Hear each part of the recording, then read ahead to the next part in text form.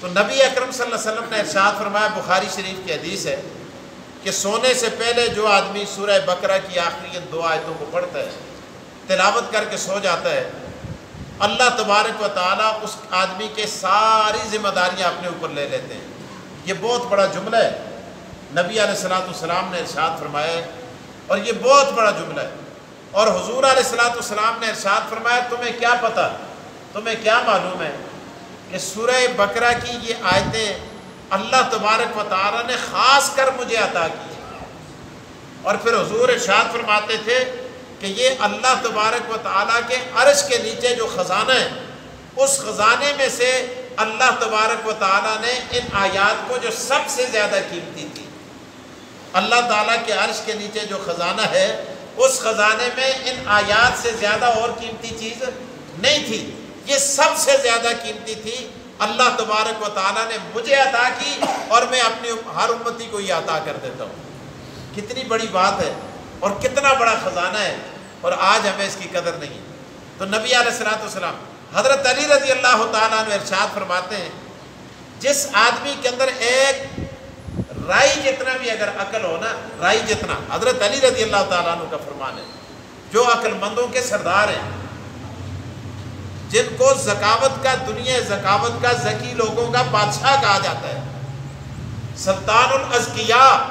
حضرت علی رضی اللہ تعالیٰ عنہ فرماتے ہیں، جس آدمی کے اندر اگر رائی کے دانے کے برابر بھی عقل ہونا تو وہ سونے سے پہلے ان آیات کو ضرور پڑھے گا۔ ہاں، جس آدمی کے اندر عقل نہیں ہے، بے وقوف ہے، تو پھر وہ ان آیات کی تلاوت نہیں کرتا، رہ جاتی ہے اس سے۔ لیکن ایک رائی جتنا عقل بھی ہوگا تو وہ ان آیات کی تلاوت ضرور کر کے سوئے گا۔ اس لیے اگر پہلے غفلت ہوتی ہے، آج کے بعد ہمیں چاہیے کہ ان آیات کو سونے سے قبل باوضو ہو کر بیٹھ کر اپنا وظیفہ بنا لیں۔ اگر سونے سے پہلے نہیں پڑھ سکتے، گھر جاتے ہیں، ماحول تبدیل ہو جاتا ہے، تو کم از کم یہاں عشاء کی نماز پڑھی، عشاء کی نماز پڑھنے کے فوراً بعد قرآن پاک لے کے بیٹھ کے اور ان آیات کو، یہ 2 آیتیں آخری سورہ بقرہ کی آخری 2 آیتیں ہیں، ان آیات کی تلاوت کر لی تو کتنا بڑا خزانہ انسان کے ہاتھ آ جاتا ہے۔ تو اسی طرح حدیث کے اندر یہ بھی آتا ہے، ان آیات کے پڑھنے کے بعد جب آدمی دعا کرتے ہیں، اللہ پاک اس کی دعا کو قبول فرماتے ہیں۔ شاہ عبدالعزیز محدث دہلوی رحمۃ اللہ علیہ نے ایک بات لکھی ہے، وہ فرماتے ہیں کہ سورہ بقرہ اور جنات، سورہ بقرہ اور جادو، سورہ بقرہ اور نظر بد، یہ دونوں چیزیں متضاد ہیں، یہ ایک جگہ جمع نہیں ہو سکتی۔ اب یہ کہنے کا مقصد کیا ہے کہ جس گھر کے اندر سورہ بقرہ پڑھی جائے گی وہاں جادو نہیں ہوگا، جہاں جادو ہوگا وہاں سورہ بقرہ نہیں ہوتی، جہاں جنات ہوتے ہیں وہاں سورہ بقرہ نہیں ہوتی، سورہ بقرہ ہوگی وہاں جنات نہیں ہوں گے۔ آج لوگ باہر پھرتے ہیں تویز والوں کے پاس، کبھی عاملوں کے پاس، کبھی کس کے پاس، وہ اپنے آپ کو لٹواتے ہیں جا کر وہاں۔ تو حالانکہ اللہ پاک نے قرآن کریم کے اندر یہ ہمیں دے کر بہت بڑا خزانہ عطا کر دیا ہے، اور اس کے اندر ساری چیزیں موجود ہیں۔ تو بہرحال اللہ کے رسول صلی اللہ علیہ وسلم نے یہ بھی، تو شاہ صاحب نے یہ ان آیات کو بھی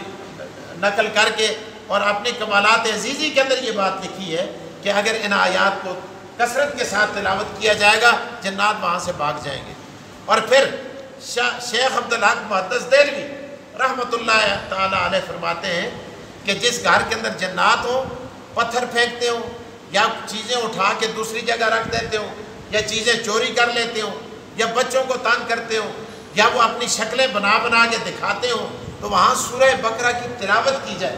تلاوت کرنے کے کچھ عرصے کے بعد وہ وہاں سے بھاگنے پر خود بخود مجبور ہو جائیں گے۔ اور شاہ صاحب نے یہاں یہ بھی لکھا ہے کہ سورہ بقرہ کی تلاوت سے پہلے اپنے گھر کے کونوں کے اندر کھڑے ہو کر اذان دی جائے۔ یہ جس طرح سے مسیحی میں بانگ آتے ہیں نا، اسی طرح کونے میں کھڑ کے اللہ اکبر تو کہن کے لا الہ الا اللہ تک، ایک ہی کونے میں، دوئے کونے میں، تری کونے میں، چوتھے کونے میں، 4 کونوں میں اذان دو گے، جنات بھاگنے پہ مجبور ہو جائیں گے۔ لیکن آج ہم ان اعمال کی طرف جاتے ہی نہیں ہیں۔ اللہ تعالی ہمیں عمل کرنے کی توفیق عطا فرمائے۔